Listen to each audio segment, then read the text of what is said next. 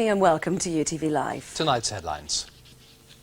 A father is jailed for smacking his 3-year-old daughter. And George Mitchell chairs the Adams-Trimble face-to-face meeting.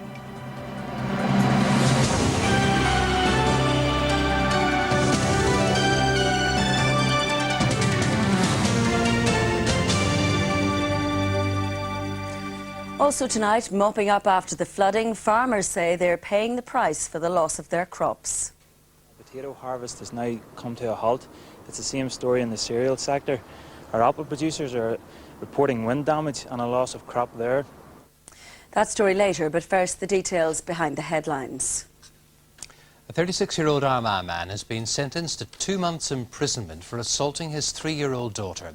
The man, who can't be named for legal reasons, smacked the child after an incident involving a pet rabbit. Conor Macaulay reports. The assault happened in May after the defendant's 3-year-old daughter poured bleach into her pet rabbit's eyes. The animal screeching attracted the man's attention. The court was told that when he established what had happened, he lost his temper. The defendant's girlfriend had already smacked the little girl 3 or 4 times on the legs when her father took her upstairs and slapped her 4 or 5 times more. When police arrived at the house in Armagh, the child had a cut above the eye and bruising to her upper back and bottom. The court heard the child had sustained the eye injury accidentally during an argument between the defendant and his girlfriend after the smacking incident. He'd taken a swipe at his girlfriend and hit the child, who was in her arms, by mistake. Resident Magistrate Mervyn Bates said it was clear that the child had done wrong. But he said a child of 3 had no criminal responsibility, and what it needed was guidance and not the kind of punishment which had been inflicted. The defendant had been charged with assault occasioning actual bodily harm. He pleaded guilty in August, and the case was put back for probation reports. At the time, the magistrate had warned that he was considering a jail sentence, despite the defendant's expression of remorse for what had happened. The magistrate told the defendant that the anger and violence he demonstrated had been unjustifiable, and there had been nothing in the pre-sentence reports to dissuade him of the view that a prison term was the correct form of punishment. He then sentenced the man to 2 months' imprisonment. The magistrate barred publication of any details of the case or pictures of the defendant that might identify his daughter. The man is appealing the sentence and was released on bail of £250 pending that appeal. It's not expected it will be heard for several months. The case has once again fueled the debate about whether smacking is an acceptable form of punishment. Most people would be very angry. What we would say is that smacking or hitting is just not the answer, and that you should maybe try and control your anger a bit, and also realise that the child will not realise why you've chastised them in such a way, and that it's not good for anybody in the relationship, parents or children. Bernardo say the law should be changed to give children the same rights as adults. Conor Macaulay, UTV Live. David Trimble and Gerry Adams are sitting down for face-to-face talks chaired by George Mitchell. The meeting comes as the Senator intensifies his negotiations, but there's no sign of any thaw in relations between the two parties. Fergal McKinney reports. It's the first time that David Trimble and Gerry Adams will have met formally since early summer, relations souring since then, unionists blaming IRA violence. Today, David Trimble saying the first item on the agenda for him will be whether or not Sinn Féin is committed to democracy. They made commitments to the total decommissioning of all paramilitary weapons. They made commitments to establish and maintain a complete and unequivocal ceasefire. They have not yet honoured any one of those commitments. It's time they did. That's the question that we will be exploring today. It's up to them to start to honour the commitments they made on the 10th of April. Now, we've gone through this process. There has been on our part, as it were, a suspension of disbelief. We've been prepared to give them time and space. We would still be prepared to give them time and space. But Sinn Féin, which will publish its submission to Mitchell later this week, accuses unionists of engaging in a fruitless heel-dragging exercise. Do they think if they succeed in bringing this agreement down, that that's the whole process for change finished? Do they think we still won't need an end to the RUC?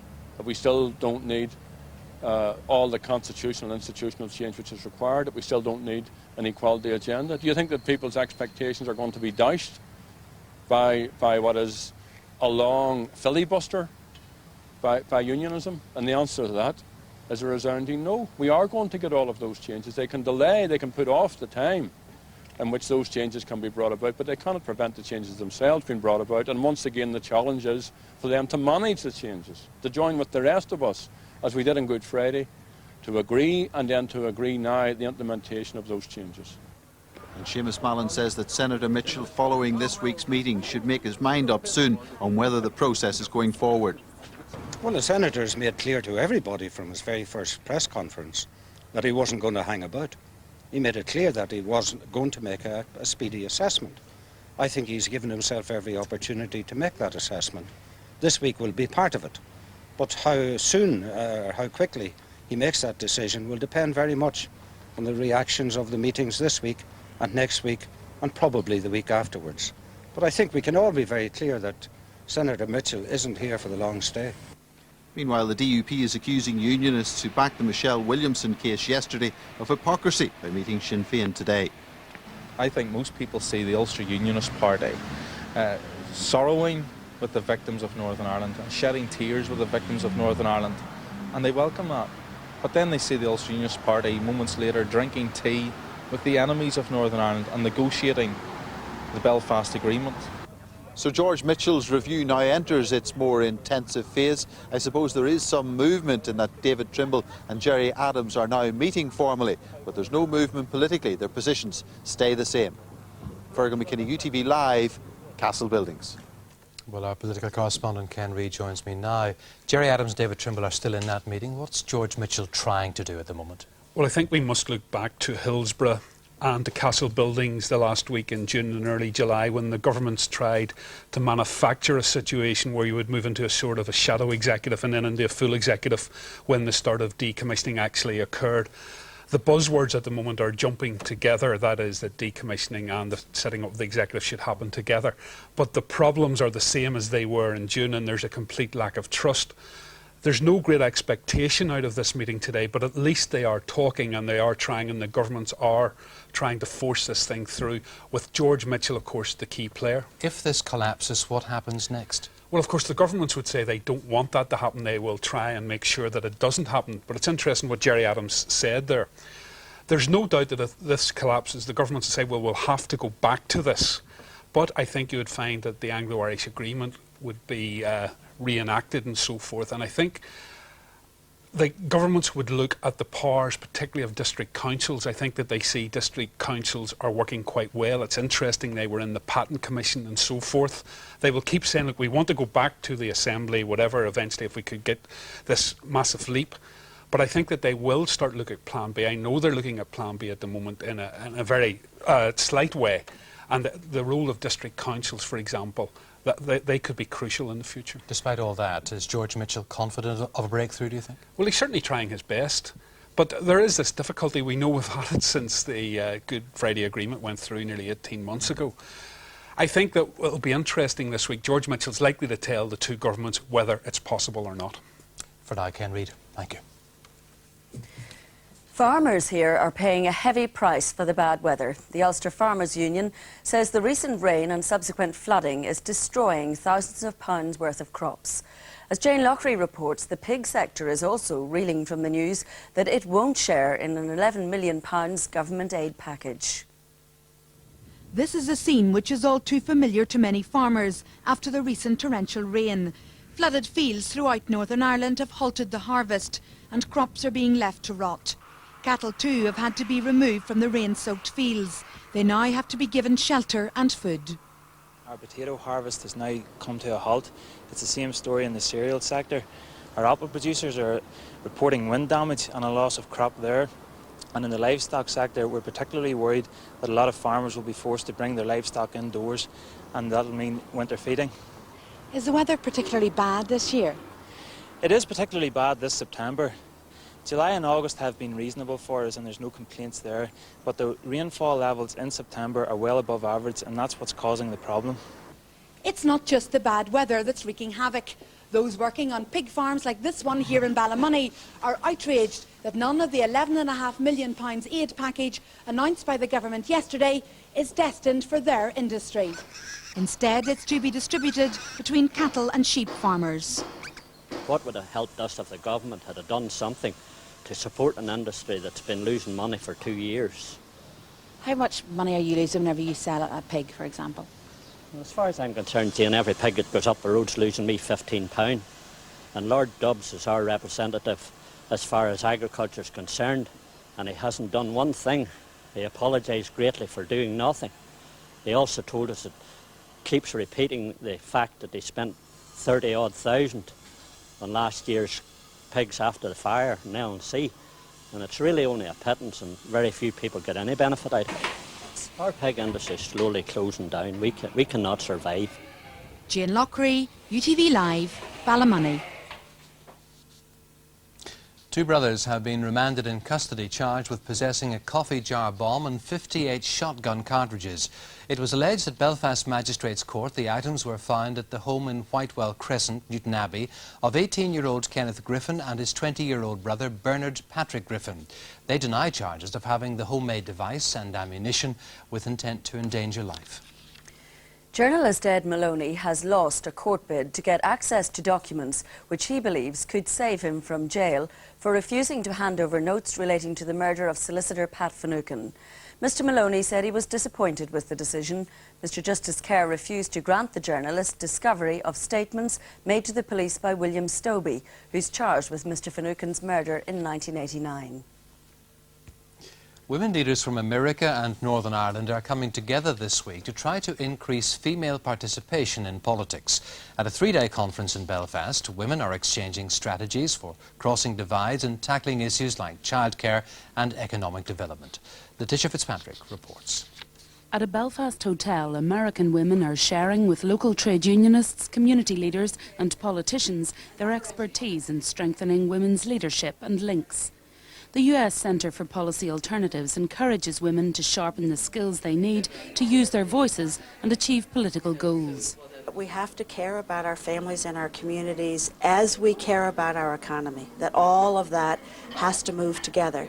That if you lose one part of that, you lose a very important part of life. And I think the second thing that women bring is I think women are more likely to work together across the divides that have been there when men were the only leaders. This event is a follow-up to last year's Vital Voices conference led by America's First Lady, Hillary Clinton. What stops women going into politics, I think, is they don't see politics as about getting a result. They see politics as about rows and differences, stalemates and impasses. And at this moment in time, can you blame them? But I suppose if I have to be fairly brutal about it in terms of where we are today, as far as I'm concerned, in this hall, in this conference day, is the future. There are women from different traditions, communities, backgrounds, political views, none of which they have to jettison to come into the room. All that's required is to treat each other with respect and work out how we can get some change for women who need it. The conference agenda includes family and work issues, communication strategies and how to increase the number of women leaders in government, community and business.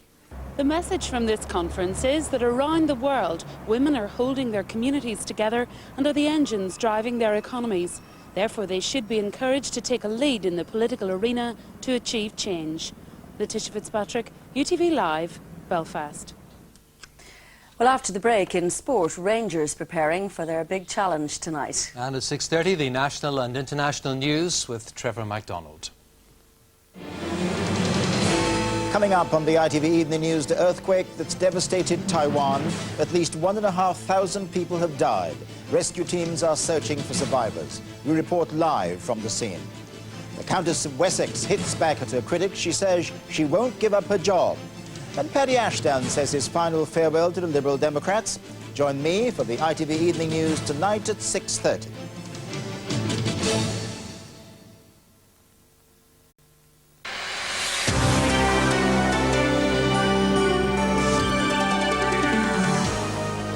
A security alert is continuing on the railway line between Moira and Lurgan. A suspicious object was discovered on the line this morning near Lurgan after a telephone call was made to the police just after midnight last night. Translink say the line between Moira and Portadown will be closed overnight. Passengers travelling to Dublin are being bused to Newry. A former soldier who got involved in a series of robberies in an attempt to keep local heavies sweet has been jailed for 4 years. Belfast Crown Court heard that former RIR Private Andrew William Irvine, who's 20 and originally from Kesh in County Fermanagh, had been used by older, more sinister people. Irvine told police he only received a small percentage of the £1,100 taken in the 5 raids on Lisburn Road shops in Belfast in August 1996. A fireman from Cookstown has developed a new device which he believes could help save lives. And now Stephen Eastwood is trying to find an electronics company to mass produce his invention designed to help firefighters get quick access to mains water supplies at the scene of a blaze. Ivan Little reports. Where would you like the fire brigade to go to? The Strews Road. The Strews Road? Yeah. Whereabouts is the Strews Road? Oh, that's Cookstown. Yeah. And what's on fire? It's a shed. A shed? Yes, that's right. Fire brigade are on their way. It's one of the most common headaches facing firemen on their way to tackle blazes, trying to find one of the 250,000 roadside markers showing the location of fire hydrants, where they can link up their hoses to main water supplies. Frequently the markers can be obscured by vegetation or hedges, or hidden by parked cars. And firemen can waste precious time trying to find the markers, yellow plates attached to a small concrete post. But now Cookstown businessman and part-time fireman Stephen Eastwood has developed a new system to help speed up the process. His idea envisages putting an electronic chip in each roadside marker, with firemen able to activate them by using a handheld receiver carried in every fire engine. The device we are developing, and it's coming to the prototype stage at the minute, is a receiver and transmitter which receives and transmits a signal to and from the hydrant plate, therefore assisting the fireman to find the hydrant plate. The device will save lives. The quicker the water's got on a fire, the quicker the fire gets put out. And if it's found quickly and efficiently, it takes away from a lot of the other things that are ongoing at a fire. Stephen's invention has already won a National SMART Award, sponsored by the Industrial Research and Technology Unit of the Department of Trade. The fact that Stephen's idea has been successful is a recognition of the quality of his idea, and really now just working to the final stages of checking out the technology and developing the idea to a stage that he can take it to the market. Stephen Eastwood has liaised closely with his fire chiefs in developing the prototype of what he's calling his hydrant location system.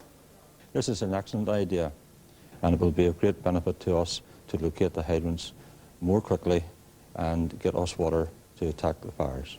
Now Stephen's trying to find an electronics company to turn his award-winning idea into a viable reality, to refine it and to mass produce it.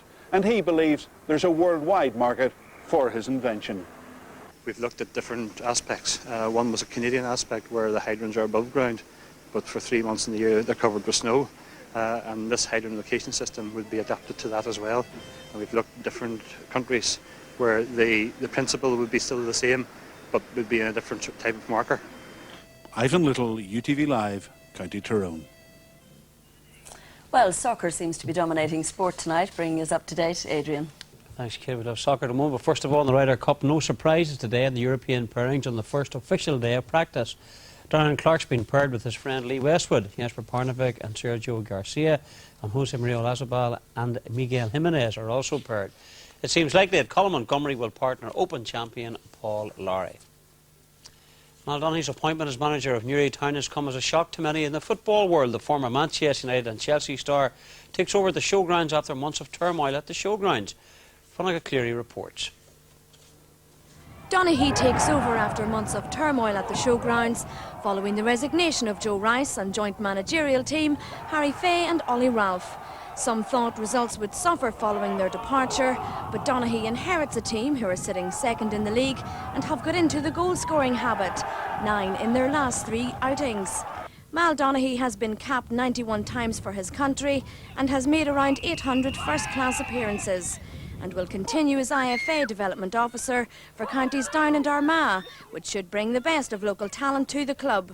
He is also famously known for his time at Manchester United and Chelsea. It's his first managerial post and will be assisted by Seamus Heath, whom he met at Luton Town. He was offered a job at Linfield in the summer, and in typical football fashion, a real baptism of fire awaits Mal this weekend, when his first fixture as manager of Newry Town and as manager includes a visit to Windsor Park on Saturday. Interesting times at Newry. Well, Linfield, they're in action tonight in their rearranged fixture. The Blues are out of Crusaders at Seaview. The Blues sitting nicely with 2 points to spare, or with 2 games to spare over Glenavon. A victory tonight would be a real boost to their chances. Elsewhere, there are 4 Gold Cup games this evening. Rangers face their toughest opposition yet when they come face to face with European runners-up Bayern Munich at Ibrox tonight. Another defeat this evening against the powerful German side, and Rangers' chances of progressing from Group F will be all but over. The world's most famous European Championship finalists will be without Oliver Kahn in goal tonight, and Bayern will have to field rookie keeper Stefan Wessels as they face Rangers at Ibrox in the Champions League. Dick Advocaat is likely to turn to George Albertz in the hope he can turn over his countrymen. After last week's defeat at the hands of Valencia, Advocaat is calling on his players to take advantage of Bayern's goalkeeping crisis and to take confidence from their 100% home record. We have an advantage that we have a home game. We play against one of the best teams of Europe. You can compare it with Parma. So a very difficult game, but again we showed in the past in the home games that we can beat everybody, also Bayern Munich. But Rangers face a crisis in goal themselves. Lionel Charbonnier is in danger of missing the match. Rangers could also be denied the services of striker Rod Wallace. Dick Advocaat, though, is under no illusions as to the task at hand, but this is the Champions League after all. If you are come so far what they did last season, they have an excellent side, have an excellent coach. He was the former coach of Dortmund, so he's a very well-known man about football. They have almost all top internationals from German teams. You know, a lot of experience, but again, that's a challenge for Rangers to compete on this level. And you can see highlights of that game plus Chelsea tonight here on UTV at 10 o'clock. Meanwhile, the Northern Ireland under-18 team have hardly landed a plum tie in their bid to make the European finals in Germany. They're facing into a home and away tie against the likes of Romania or Bulgaria after making the last 16 by winning their qualifying section last week. Played 3-1-3, that was the impressive performance turned in by Northern Ireland last week. Winners over Luxembourg and Estonia, but the key to victory, a 3-1 demolition of the favourites for the group, Sweden. That's a win that puts us into the last 16. Terry McFlynn of QPR with the opener, and 2 crackers from Lee Feeney left Northern Ireland celebrating a great success, and more proof that there's talent on the way through. I always felt that the Swedish game, I probably before the game against Sweden, if you had given me a draw, I would have settled for a draw against Sweden and hoped then to get through with scoring more goals against Luxembourg or Estonians. But give that under-18 side credit. Boys like Sims at Wolves, Kieran Toner at Tottenham, and I've already mentioned Feeney at Leeds. We're very strong all over the park, and hopefully they can go one better than last year's side and beat the winners of this other group to get a place in the finals in Germany. The bad news is now we've been drawn against the winners of Romania, Ukraine, Bulgaria and Bosnia. So we will play the winners of that group on a head-to-head home and away in the last 16, and the winners of that go through to the finals in Germany next summer. In rugby, the first round draw for the First Trust Cup has taken place. The holders and Estonians are at home to Ards. The tie of the round could be the clash of last year's beaten finalists Malone and Ballynahinch. 2 of the big guns, Dungan and Ballymena, they've been given byes, along with Belfast Harlequins. The Northern Ireland netball team is in New Zealand ready for the first match in the World Championships. And unlike the stars of other international sports, the girls have each had to raise £1,000 to get there. For Captain Jenny Bradley, it's her 4th crack at netball's top tournament. Yeah, number 4 for me, but really looking forward to it again. It's another fresh challenge for me, so can't wait to get there now and get started. I mean, all the top countries are competing, in the event. So, I mean, it won't be easy by any stretch of the imagination, but we're looking forward to the challenge. It's a very young squad, but over the last few years they've gained considerable experience at European level.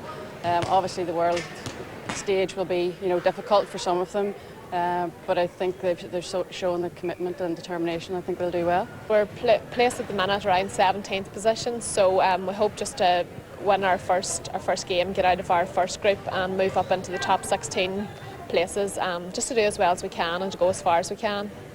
Over there they get so much support from local government bodies and things like that, which we don't have, and that is the reason why they do so well. But we're striving to achieve what they're achieving now, and maybe in 10 years' time we'll be up there with the likes of England and South Africa and countries like that.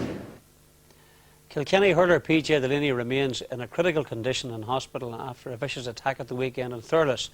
Delaney was trying to break up a fight outside a nightclub when he was set upon and badly beaten.